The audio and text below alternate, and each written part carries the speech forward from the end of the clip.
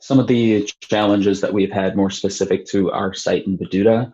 And again, coming back to some of the personal challenges I've had is that it was very much a difficult decision to leave site, the clinic, the staff community, and the friends and family that I've made in Uganda over the years that I've been there.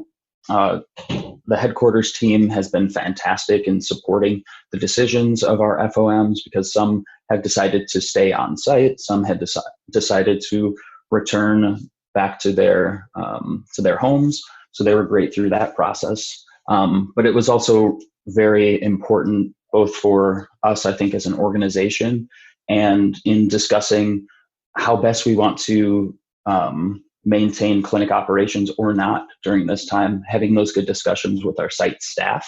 And it was really inspiring to have these kind of discussions with them because they really emphasized that they wanted to still be there. They still wanted to provide support to the community, and it was important for them and for us as an organization to continue going on supporting the community and our staff as best we can, like letting folks know we're there for them, even through these difficult times. There have been quite stringent restrictions brought down by the Ugandan government during this time that we've had to work around.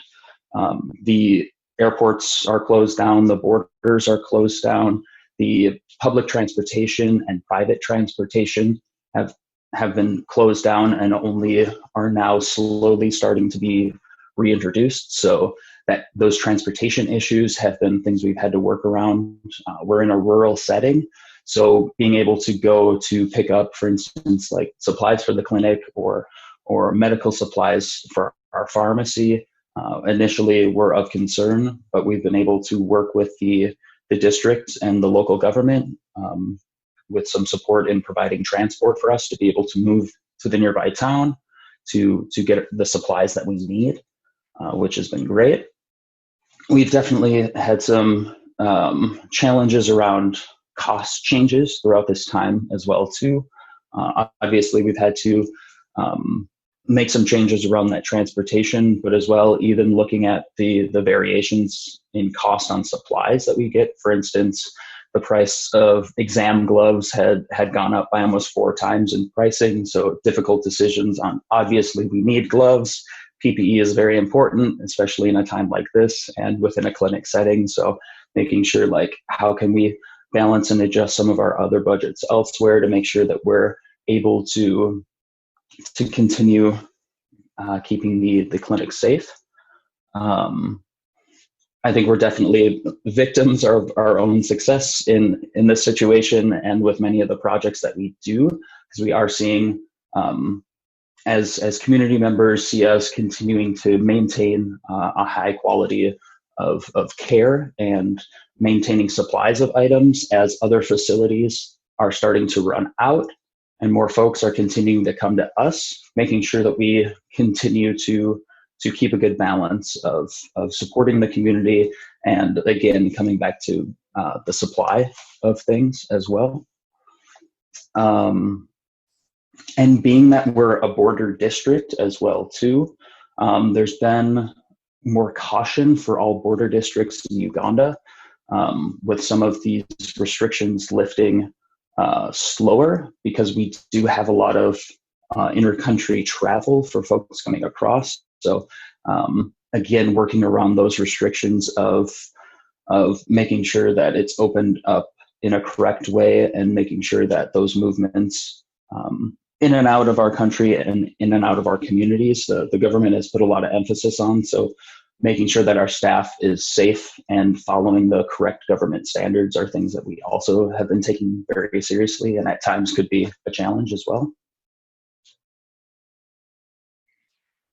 Yeah, like you definitely mentioned like things about how you have to work with like the new COVID restrictions, both at headquarters and at like Project Bududa.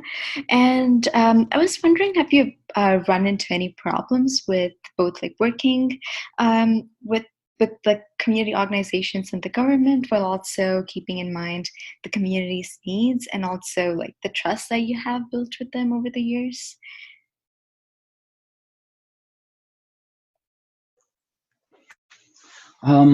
I think since our site, our Project Baduda site, and the activities that we've been maintaining, it's been going on for many years. So we have a lot of trust within the community. The community is used to us and used to our volunteers being around, and we have generally a good rapport at the district level and with the district health officer. So that's been really good with, I think, communication throughout this at the more district level.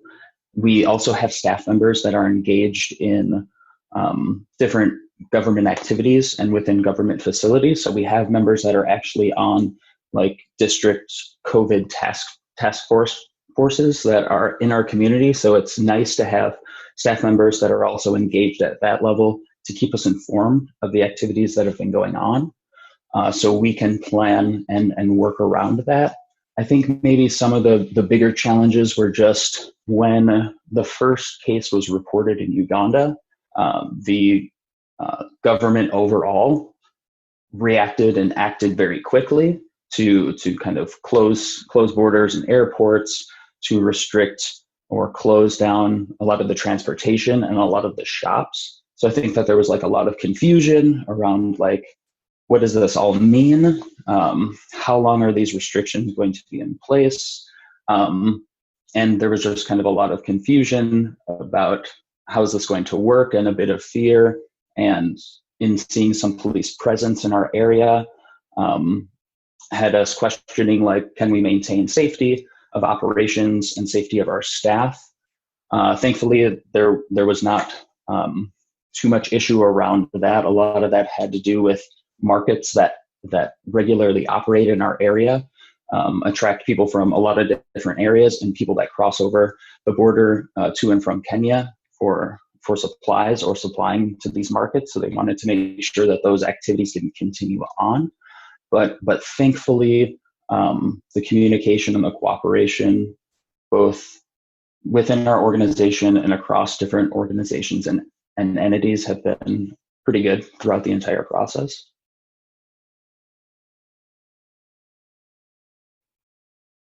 Madeline, did you have anything to add to that? Or...